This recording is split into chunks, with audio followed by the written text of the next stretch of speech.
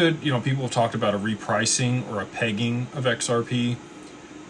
It needs to be dynamic and fluid. If it is fixed or stagnant, like it would be if it was pegged, it doesn't provide the same bandwidth over the long term. You could escalate volume up to whatever that price was, and then if you needed to continue to add more volume to the network for it to continue to scale and meet the new demands of markets, that were being tokenized, real world assets.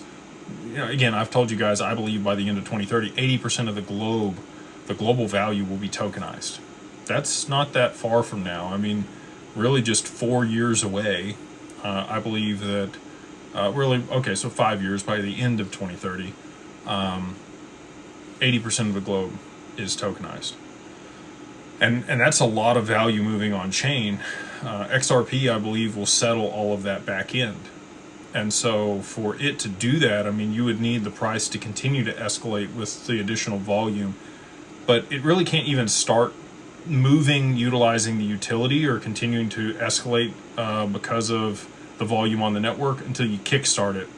A good example of this, we're going to do an event with Canary Capital for the mastermind. If you're part of the mastermind, excited to see you guys on St. Patty's Day there in Nashville with Steve and a couple other people that we have going to that event. But when talking with them, they really need an ETF to be $100 million to start getting institutional adoption. And the reason for that is no pension fund or other regulated entity can own more than 10% of an ETF. And their smallest check size that they cut is around $10 million. So for them, they've got to get to critical mass before they can even get the adoption of the institutions. Now, I view XRP very similarly. It needs to get to critical mass. It needs to have enough liquidity in it before they can start using it in a meaningful capacity to continue to drive adoption and price appreciation. And so all of that being stated, I don't think that it's going to be fixed or pegged. I think that they're going to have to use supply and demand dynamics to push it to a very high price in a very short period of time, because that's the only way that it's really going to work and get the adoption.